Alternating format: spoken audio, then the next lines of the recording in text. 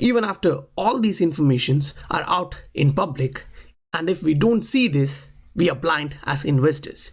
The IMF itself points out that nothing is going to stop private digital currencies being issued which are being backed by central bank liabilities. And why these are happening? Because it reduces majority of the existing inefficiencies in transaction which cannot be neglected while considering all the different economies. A giant market is being readied to reduce all the inefficiencies in the transaction. The World Bank itself shows that it is the top receiver of funds from abroad. Now, the international level regulation is being set up in a direction towards the central bank digital currency of a new type, which is the synthetic central bank digital currency that actually takes us back towards XRP. Welcome to the Scientific Investor channel, where we discuss crypto and science behind investing regularly. The information and its flow and connection to each other kind of sparked many bulbs for me. Let me know how you guys actually understand this, process this, and digest it. If you are getting value out of the content, please do support the channel, hit the like button and the subscribe button, followed by the bell notification icon to get notified about the future videos. I'll actually play this one first. It's actually showing how the mass media is actually reacting. Now the tweet from XRP Yo-Yo is pointing into another direction, but while playing this audio, I personally understood is something different, and I'll actually lead you guys through that. Big one, Kate Rooney out in San Francisco. Thank you very much. So let's put that $10 billion valuation into perspective, shall we, gentlemen? Let's do it. It is bigger than the market caps of Bed Bath & Beyond, Whirlpool, and Planet Fitness. So does Ripple really belong in the $10 billion club, Guy Dummy? I don't think so, but this is not my skating rink. This is not my... When Ripple, the company, actually reached 10 billion, this was the reaction from the mass media. They don't even understand why it is worth that. Even after, all these informations are out there in public, and they are journalists who, they are educated to actually go through research and find this information and bring that to us. Instead, they are bringing this kind of shit to us. Now, personally, I think that's a waste of time listening to that media. Now, I'll play a couple of areas in this video. It's not directly related to what you're thinking, but it gives you the information towards where we are going in this video. Health crisis also caused a massive economic crisis, and one that was literally unheard of in peacetime. So the health crisis is turned into an economic crisis, which is never predicted during this kind of time, right? And they need exceptional measures to overcome this. Because you have access to so much more information. It's just hard to believe. Sneak out, look at everything, explore, and try to imagine yourself now, in 5 years, in 10 years, in 20 years' time. And my advice to you would be, prepare yourself for change. Now, before starting this, I'll say, Christine Lagarde was not talking about crypto, she was not talking about XRP, she was actually talking about job, how you should be looking when you're graduating, how you should be looking your life, your career. But if you really listen to that, you'll understand that that's actually applicable for almost everywhere in your life. And that's the perspective where you should be applying in the investment life as well. You should be looking at some assets with all the informations available, and then look at it, what will be the value of it now, after 5 years, after 10 years. If you are doing that properly, then you can actually see the value in the asset, and that's kind of value investing itself. So to understand the value of the asset which we are investing in, because many still have doubt about this. Now, if you go through this article, it actually gives you a background about this. The digital currency backed by a central bank would open the door to much greater innovation in retail payments. So it's going into the retail side, not just the business to business, it's going into the retail side. Now we'll read some of the area and go through that. Here, synthetic central bank digital currencies backed by liabilities of a central bank, but issued with the aid of its private entity. Keep all those words in mind, Digital currencies backed by liabilities, one, then issued with the aid of a private entity, then could provide citizens with a reliable means of payment that simultaneously leverage some of the key competitive advantages of private sector. So private sector is having advantages and they are going to leverage it. How? Using central bank digital currencies issued based on central bank liabilities. Now who is issuing that? Private entities. It's not central banks. So even though it is not a central bank digital currency, it's not actually issued by them. So now I feel actually happy that the naysayers call us the banker's coin, because this is where the banker's coin thing comes in. And the idea is a licensed e-money provider stores clients' funds in a central bank and in return receives a central bank liability they can package however they see fit into publicly tradable stable coin that remains fully backed by central bank reserves.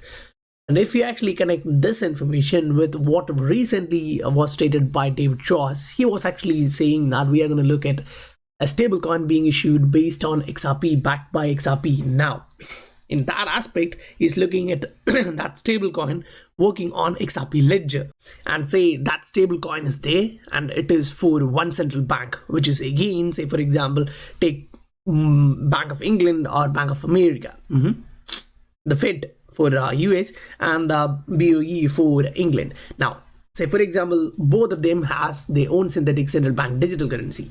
If they're actually running in XRP Ledger or RippleNet or any other blockchain network, it's okay because they at the end need to transact between each other. And if they're actually okay with private institutions issuing this, then there is nothing there for them in terms of regulations to block them using a digital asset for a cross-border transaction, meaning bridging of two assets. Now getting back to this, inside it actually states synthetic central bank digital currencies focusing on retail payments enable central banks to promote monetary innovation within the confines of safe and well-regulated environment. So the regulations are still there. They are going to do this in a tight, stricter manner. The traditional idea of a central bank digital currency, which had pretty much gone out of the door, I think that the retail central bank digital currency, which they were actually thinking is kind of going away. And when that is going away, what is coming in? Another option with public-private partnership of a synthetic central bank digital currency intended to conserve the competitive advantages of the private sector, to interface with clients and innovate and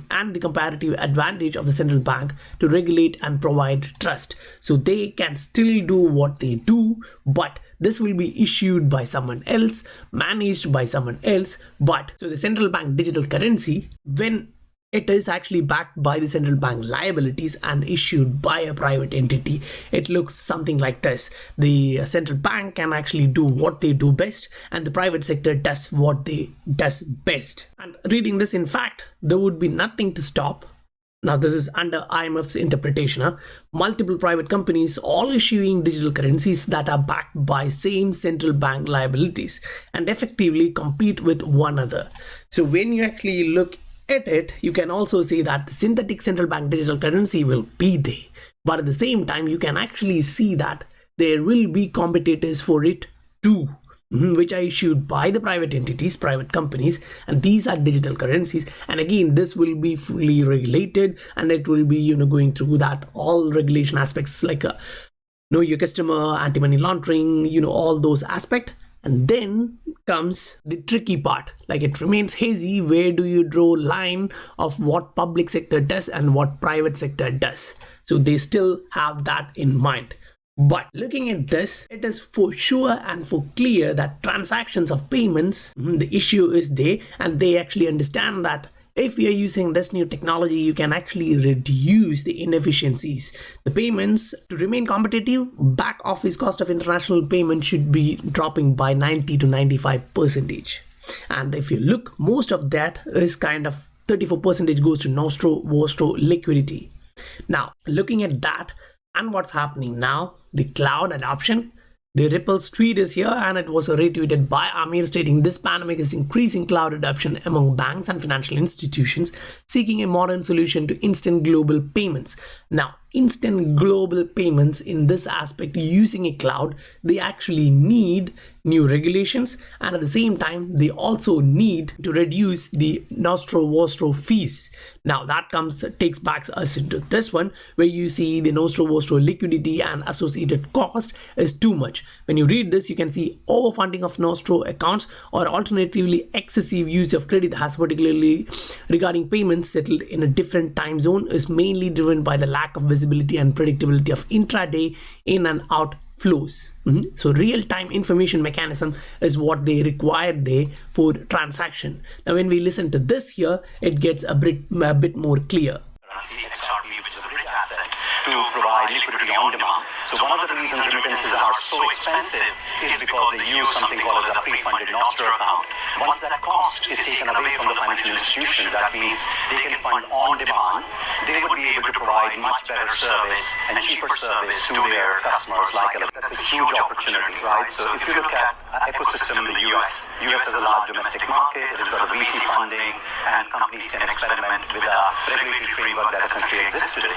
Same opportunity exists in the Middle East. It's the largest remittance market in the world. If you take GCCs combined, you talked about Badla putting fund aside to give to companies who want to create new business ideas. And then all we need is aspiration, all we need is energy to be able to create new business models. And to my mind, I wouldn't be surprised if over the next 5 years there are 2-3 global brands that originate out of GCC in the remittance space. So if you look at somebody like Finabler, which is a customer of Ripple and is a global brand, and I think there should be many more following them.